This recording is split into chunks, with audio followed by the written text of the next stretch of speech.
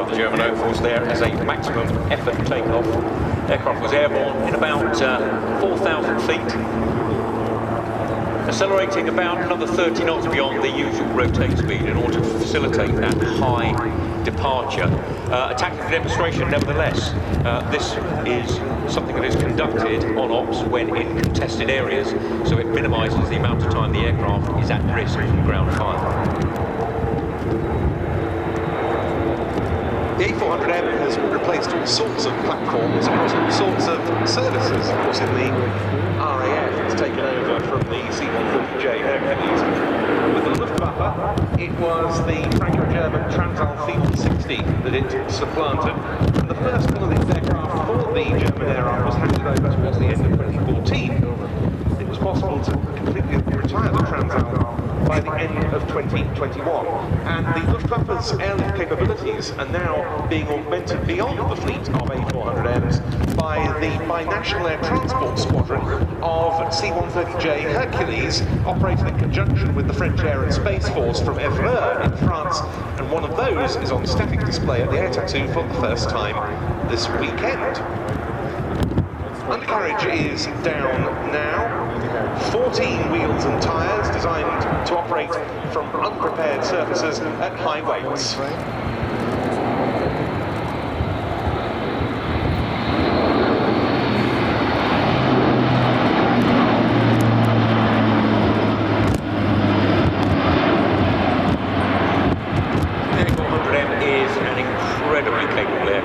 Ability to carry a 30-ton payload over 2,500 nautical miles to both established, remote, civilian and military airfields, and as Ben has said, by landing on short and unprepared or semi-prepared strips.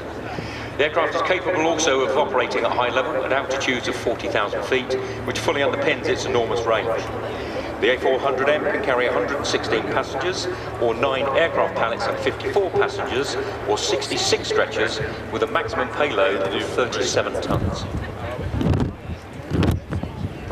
It's also a very manoeuvrable aircraft, which it has to be to operate in the sort of contested environment Mark mentioned earlier, where small arms fire could be a threat.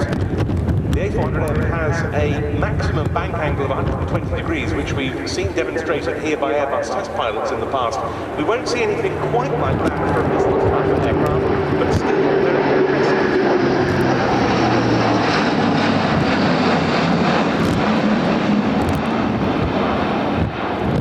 About a 60-degree banked turn there.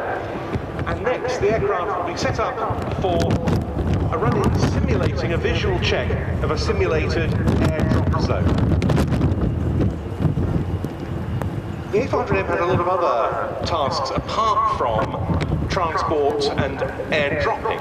For example, Germany was the first user of this aircraft to declare it operational as an air-to-air refuelling tanker. And it began using that capability to support Luftwaffe sorties against Daesh, basing out of Jordan. More recently, these aircraft have been refueling multinational assets on patrols relating to the enhanced air policing missions NATO's been mounting since the start of the Ukraine conflict.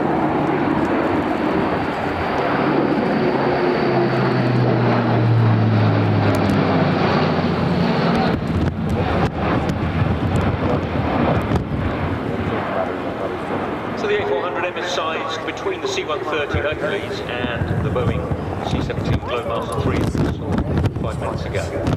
It can carry much heavier loads than the C-130 and, like both other types, use rough landing strips. In addition to its transport capability, it can perform air-to-air refueling, as Ben said, but we are also trying to modulise it now for medical evacuation when fitted with the appropriate equipment. And it's just recently that that's been an addition to the RAF release to service for this type. And some other customers, we're not going to be using this, but they have been looking at this aircraft and evaluating it as an aerial firefighter with roll-on, roll-off equipment, able to drop 20 tons of water in less than 10 seconds. It's been tested in Spain and France. And looking ahead, Airbus sees other roles as an airborne communications hub, distributing information to other air and ground systems, even as a drone mothership or as a standoff jammer. Now the aircraft being brought back in simulated drop condition.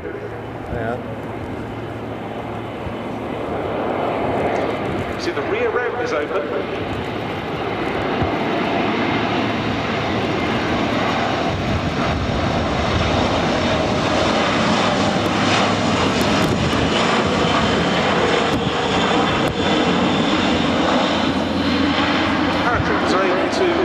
Leap from the A400M using either parachute doors on either side of the aircraft or off the rear ramp.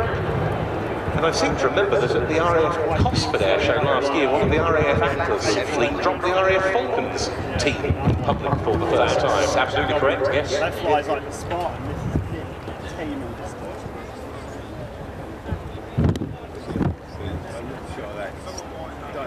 So reconfiguring now.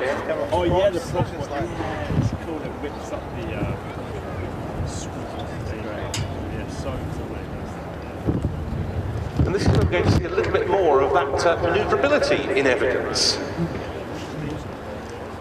As Ben said earlier, quite an important thing tactically for the aircraft, an aircraft of this size, to be manoeuvrable, not just against ground-to-air fire, but also the air-to-air threat.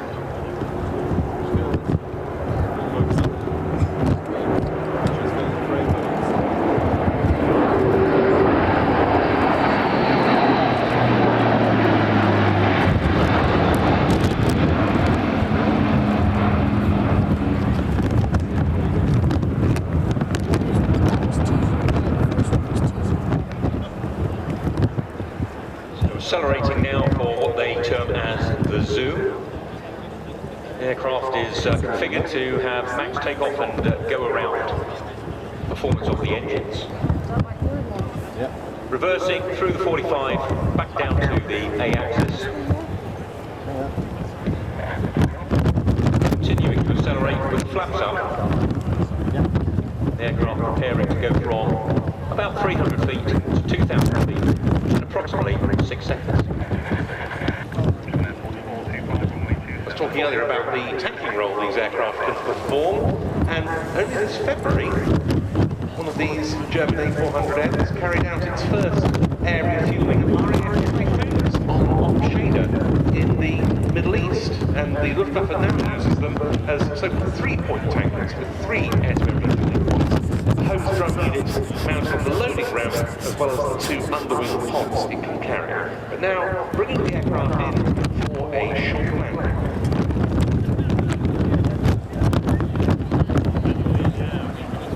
Try to get the short landing, buddy.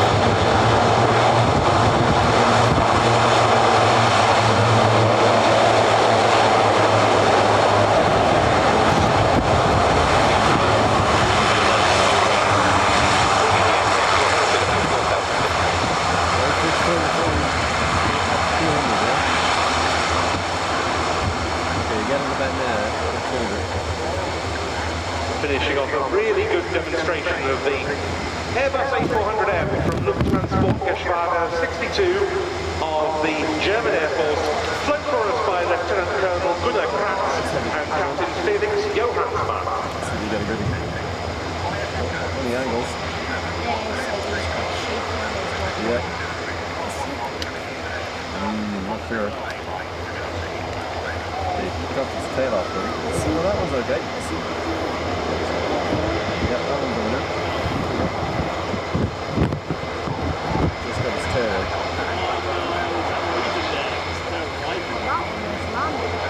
Yeah, he missed a bit, but... Yeah. It's not easy. No, it's a wrestling links they use as a camera. Yeah. Yeah.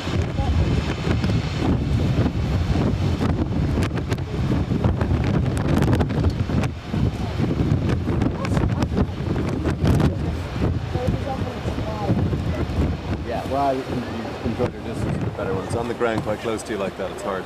Big aircraft.